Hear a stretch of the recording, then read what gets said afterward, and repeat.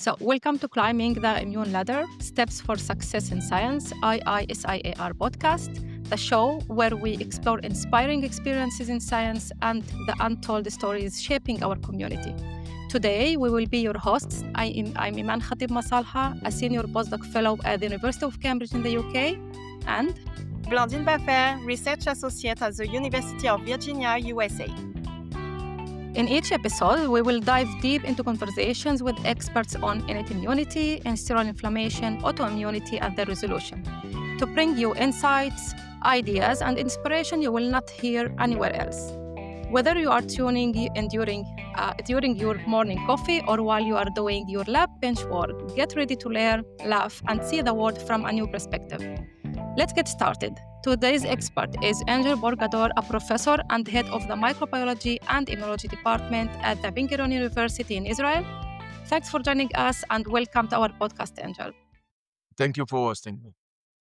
Okay, so let's start with the first question, and we would like to ask you, please, if you can tell us a bit more about your line of research. The general term would be immunotherapy of cancer. I'm trying to study broad spectrum of subject under the scope of immunotherapy of cancer. It can include cellular-based therapy, antibody-based therapy, as well as diagnostics. Okay, that's great. And so now I think I would like to take a step back and ask you about your personal journey. So if you can briefly share with us about your trajectory in science. My trajectory in science. Well, not straightforward because I actually was in the academic reserves for the military as actually a dentist. And but during my studies, I began to study also mathematics and computers in parallel. And the army was not happy with that, so I went back to the army to serve as a non-academic soldier. And even though I had already a bachelor degree in mathematics and computers, following the end of my service, I began a master degree in life sciences at the Weizmann Institute, rather than continuing in computers and mathematics. So eventually, I used the studies of dentistry actually to have the background to do the bachelor degree, actually, another bachelor degree to do the master, and then the PhD at the Weizmann Institute. But then when I came to the Weizmann, the trajectory was around cancer and then about immunology in cancer, or cancer immunology, and more focus about cancer immunotherapy. And that followed my master, PhD, first postdoc, second postdoc, and then my career as a principal investigator at Ben Gurion University. Okay, thank you. So now let's dive into your career path, motivation, and scientific focus. So my first question is, what initially drew you to the field of immunology? When I came to the Weizmann, actually, I wanted actually to study aging and maybe solving some parts of aging. But and in the Weizmann Institute, the first year of the master is based on rotations. So I went to the rotation in the aging center at the Weizmann Institute and realized that it's quite an empty center. So in the corridor that I was doing rotation on aging, actually it was aging of thymus rather than of aging of people, but that's aging. And there was a cancer lab in front of the lab that I was doing the aging rotation. So following this the first rotation, the second rotation was in the next disease to solve, which is cancer. So that's more or less the way that I was attracted to cancer immunology and immunotherapy. Based on, and actually I believe that it happens to a lot of other students. I came with the idea what I would like to research, and it was aging, but the geographical position and some kind of disappointment with the current status of aging research at the Weizmann, at that time at least, switched me to cancer, immunology, and immunotherapy. Okay. So my next question is, was there a pivotal moment that really shaped your journey, whatever planned or completely unexpected? The reality is that I'm still waiting for this moment. Okay. And even though I'm more than 60, I'm still optimistic that it will come. Yeah, yeah. I'm not sure that I can pinpoint to a moment that I was like eureka or something. And I'm maybe because of that, even though I'm still in the big subject, big umbrella of cancer immunotherapy, I each time trying to study different aspects of that in order to keep my interest and curiosity. So I can tell you that, let's say I was working a lot with natural killer cells, but it wasn't in my master or PhD, and even not in my first postdoc, which was on dendritic cells. And actually, there was a very good study there that I published. I just switched to that, let's say, in my second postdoc, again, based on trying to keep interest and curiosity. So, still waiting for the big moment. Okay. And beyond scientific curiosity, is there any personal motivation which has driven your work in immunology? Well, as I said, I began with aging because I wanted to stop aging. And then I switched to cancer, even though I had no cancer cases in my family, because the motivation is actually in a way to help humanity. Yes, that would be the motivation. I was naive enough to think that I can solve this or this. Yes, and most of us hopefully are naive enough when they begin their pathway in science to think that they can solve and help. And but eventually we contribute something. We contribute a little bit in the big part to solving the diseases of humanity. Okay, it's a good motivation.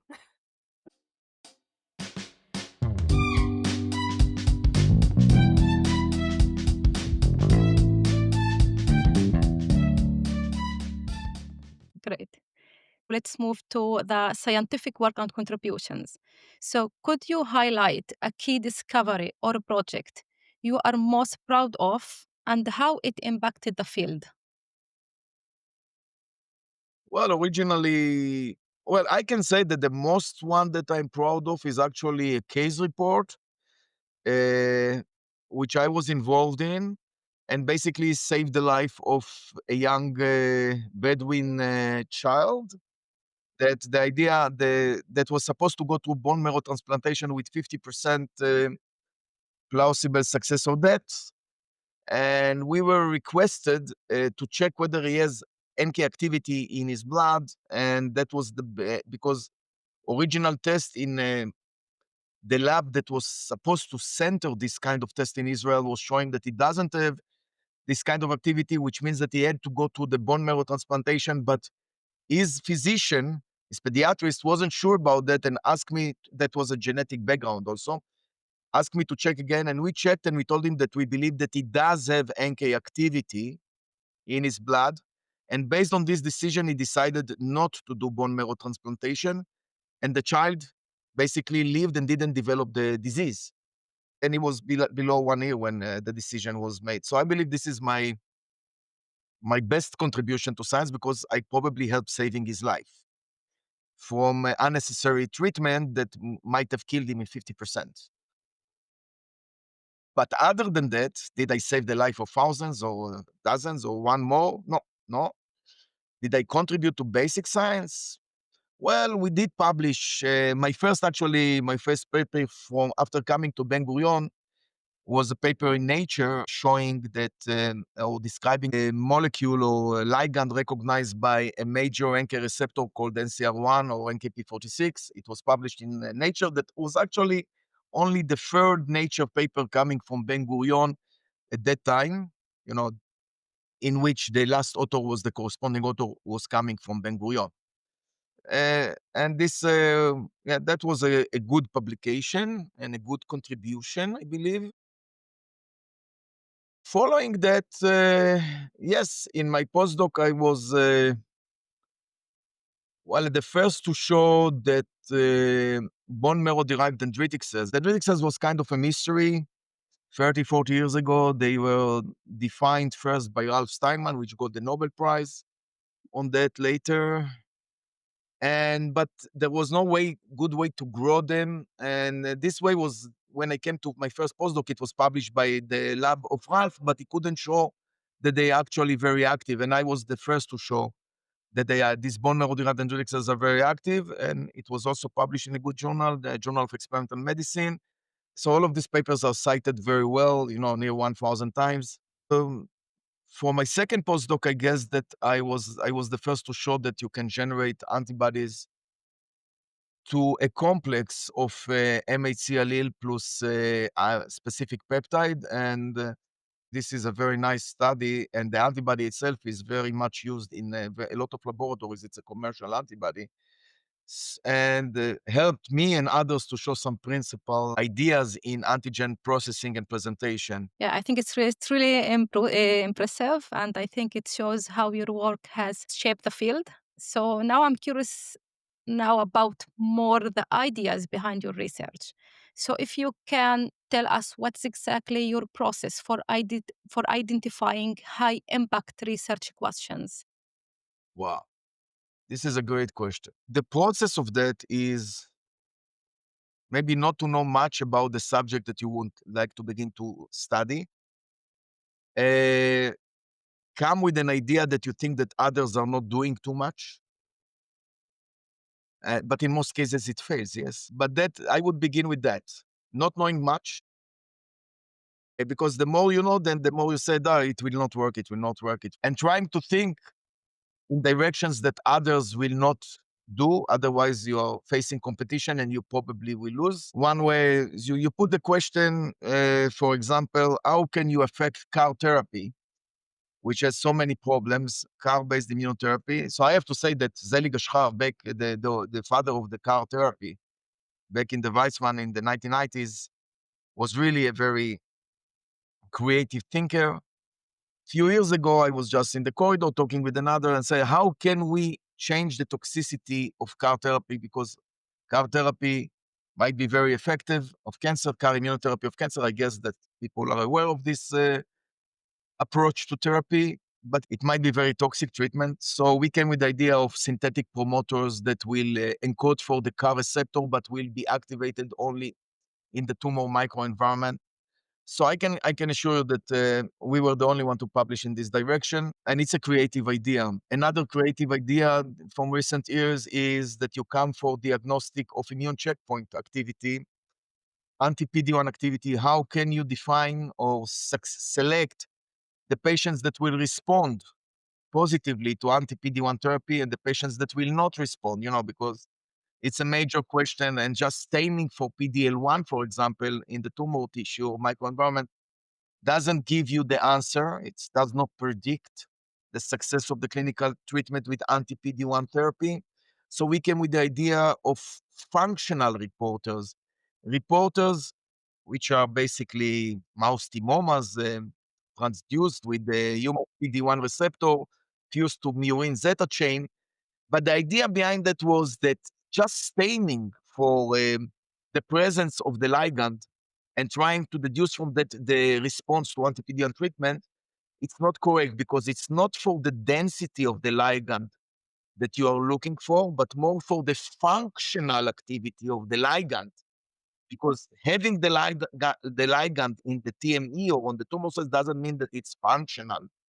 But if you have, rather than staining in the flow cytometer or staining the biopsy for the ligand, coming with a reporter that actually evaluate the functional presentation of the ligand, that might better indicate the clinical response to the anti-PD-1 therapy. And so this is a kind of creative idea in a way. Yeah. Yeah, that's great. I think it's really very thoughtful. And of course, even with a strong questions, science is never easy. Yes. I didn't tell about the so many ideas that didn't work. Yes.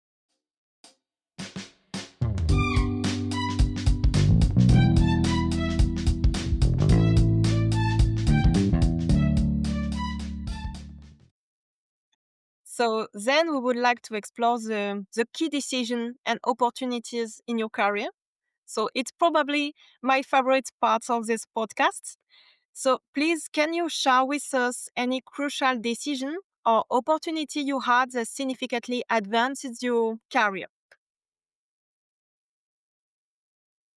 I believe that I can give you maybe example of what I shouldn't do and I did, and what I did and I should have done. So maybe that would be, so choosing my first postdoc was like, just going with the same suit.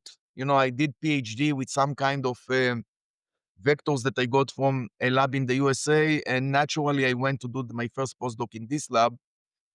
After 2 years, even though we had a success, scientific success, in good publications regarding the data sets, I realized that it's not my best place to be. And then I did a better decision, more thoughtful decision, how to choose my second postdoc, which was in the National Institute of Health. Rather than, going with what is around and it's easy, I did a change, which is not usually, most of the people are doing one postdoc for 3, 4, 5 years in biology. And I switched after 2 years to another postdoc at the National Institute of Health. Not that I didn't succeed in the first postdoc, or not that I felt bad, but I felt that it was not good enough for me. And I switched to the NIH and it was much better. And I also switched subject, which is happens all the time, but it was much better for my thinking. Okay. So, how do you evaluate and size new opportunities while managing existing commitments? That's a great question also. And my solution is just to work more. And I can, because I have been also the dean of this faculty, and this is a big faculty, 3,300 students, 7 different schools.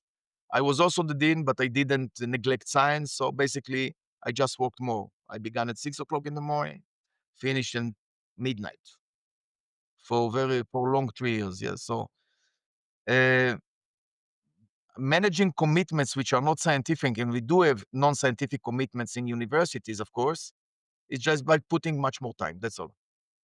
In order not to neglect science. Even though I guess that my student will argue that I did neglect them here and there. Yes.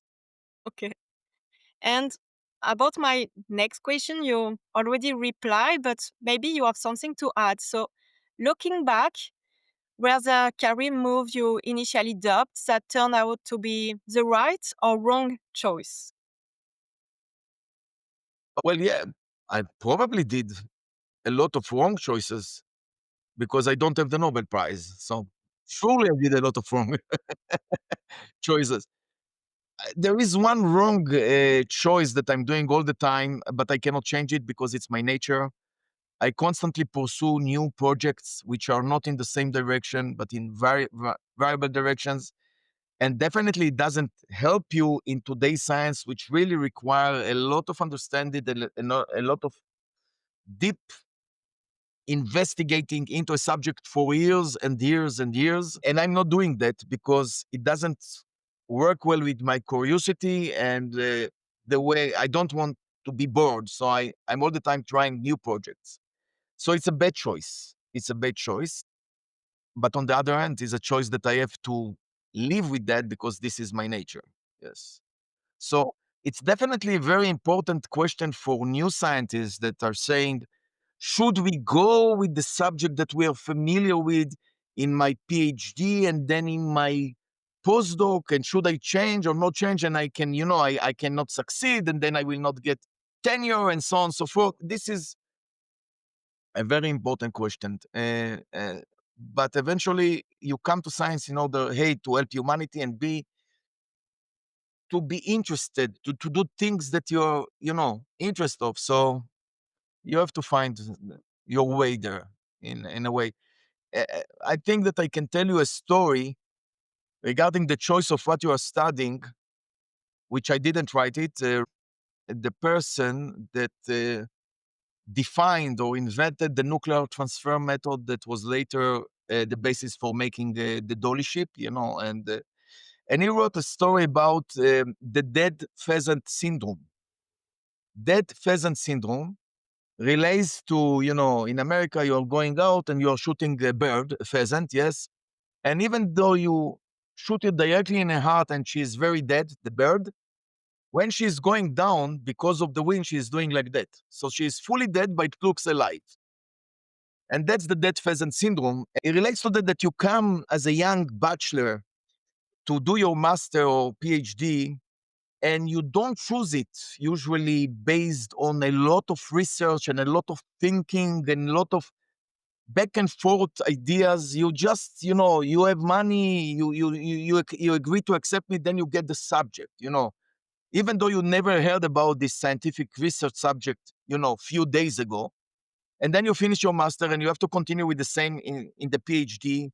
And then you go to the postdoc, but people are accepting you to postdoc based on the subject that you are doing, and you will not shed. And then you are going to be a PI, or you're applying to be a PI, and this is your subject that you know already people. And eventually you find yourself 50 years after studying and researching the same subject that by chance, when you began your master, you just felt into this corridor or into this lab. And you are not changing it for 50 years. So if I'm looking on myself, I have to say that a lot of my projects were under the umbrella of cancer immunotherapy. But then again, I tried to do as many subjects that I can do, and not continue with one thing for so many years. But I'm not sure that that was the best solution for, your position in your career. But this is a very, so each time that I'm choosing something, I'm thinking about this syndrome and whether I'm following it or obstructing it. Yeah, thank you for being honest with us.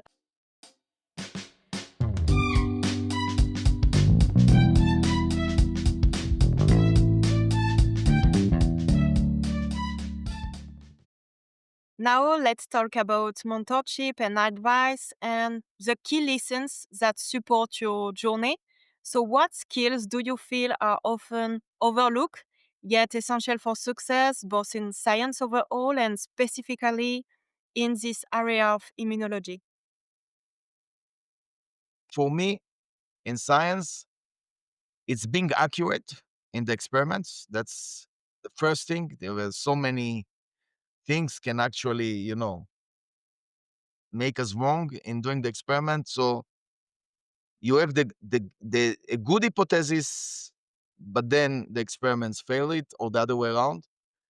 And behind being accurate, which is very important, is again for me it's being creative. But I'm sure that both of these skills are not overlooked. People believe that you should be accurate in your scientific work, and I believe that a lot of people believe or would like to believe that they are creative. What's the most valuable piece of career advice you ever received? I can tell you that my second postdoc mentor, which is a really great scientist, he told me after the first 2 months that I was in his lab, you should work less. I think it was a great advice, but I'm not sure that I feel it. Looking backward, that was a great advice, but I didn't feel it. And then you're losing things, family wise, and you lose things. And then the years pass through, and then you said, "Oh shit," because you did invest so much in so many projects that didn't come, came nowhere. And if you would know how to choose better or just decide to work less, you would just do less of these projects. And there is another advice that I didn't got, and I'm not sure that it's a good advice, but I will tell it. You look in the papers that are the scientific papers, and you know that out of 100 scientific papers, I don't want to give numbers, but very high percentage are either not important, not correct. So if you go ahead and read 100 scientific papers, to be on the top and, know everything, you read a lot of stuff that you shouldn't have read. Okay? So I'm sure that a lot of people will object what I'm saying now. very much object. But the more you read, it's the more stuff that is not important that you are acquiring. That actually goes with the first thing, that not to know too much about the subject that you are going to study. Okay, because if there was, today someone can argue with the AI, yes or no, but if there was a tool like 20, 30 years ago that would tell you what you should read and what you shouldn't read, that was big, great. It was not existing, this tool. So maybe the solution is to read less rather than read a lot of stuff, and a lot of that is not important. Now, today, one can argue that you have the AI that can, sum for you, but the AI introduces his own bullshit to the story. So I'm not sure whether we have a solution till now.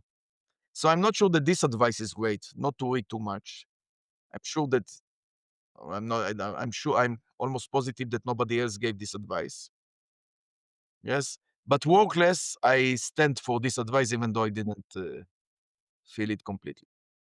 What unique or personal advice would you give to someone just starting in this research field?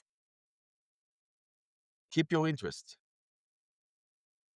Keep your interest, If you don't keep your interest, and the way that I'm keeping my interest, as I said, I'm doing several projects. If you don't keep your interest, then you're just going down. So now we would love to hear your perspective. I mean, what challenges and which opportunities do you see for the next generation of scientists? Well, I think that the great challenge is how to deal with AI and how to earn from it the most that you can. That would be the great challenge. How can you combine how to stay ahead of the wave using AI and making sure that you are still there, needed more than AI as a person, as a scientist, to contribute and do some good science. So this is the challenge: how to do science in the age of the AI. This is definitely the challenge of the new researchers that are coming now to the field.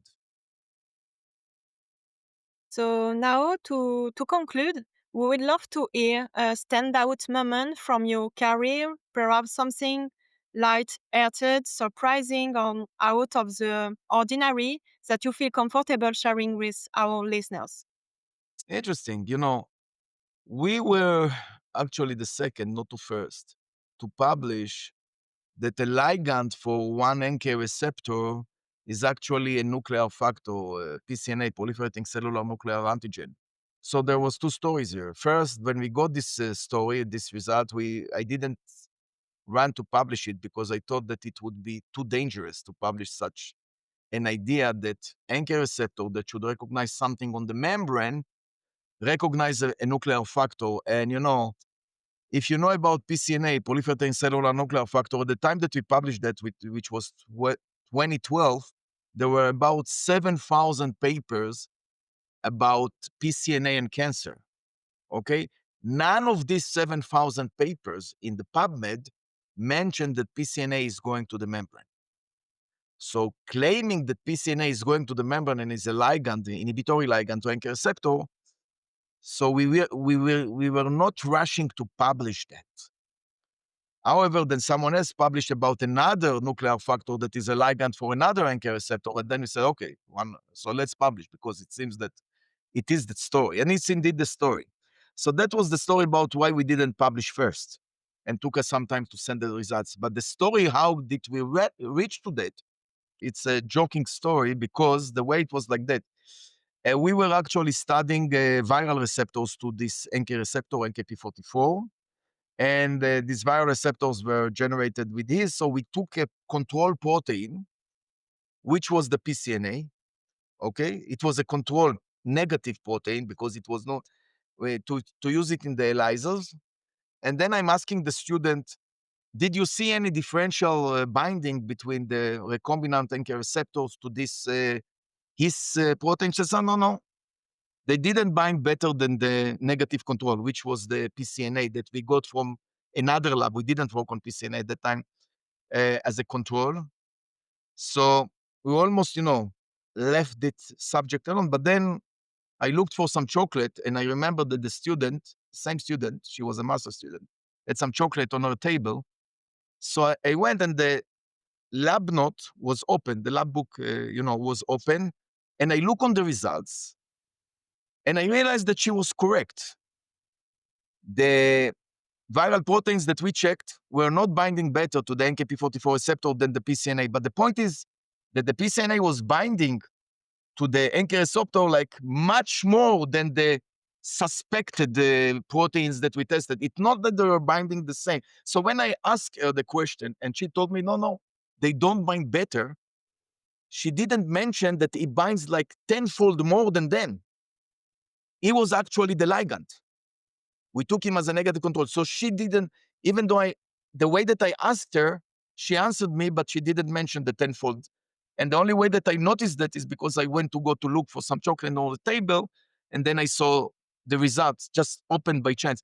And from that, we opened the series of work, near 7-8 papers, and still working very strongly on this subject. And maybe the idea is go for chocolate and look for results.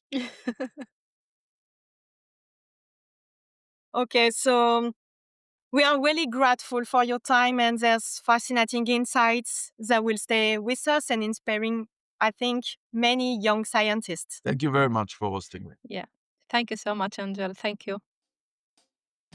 That's a wrap for today's episode of Climbing the Human Ladder, Steps for Success in Science, iiSIAR podcast. A huge thank you to Angel Porgador for sharing his insights, stories, and experiences with us. We hope you found this conversation as inspiring and engaging as we did. If you enjoyed the episode, don't forget to join us on the next episode and share it with anyone who may benefit from it. You can also follow us on our webpage to stay updated on future episodes and innate immunity updates. Thank you for listening, and remember, persistence and asking the right question are what drives science and maybe have a new home journey. Until next time, stay curious.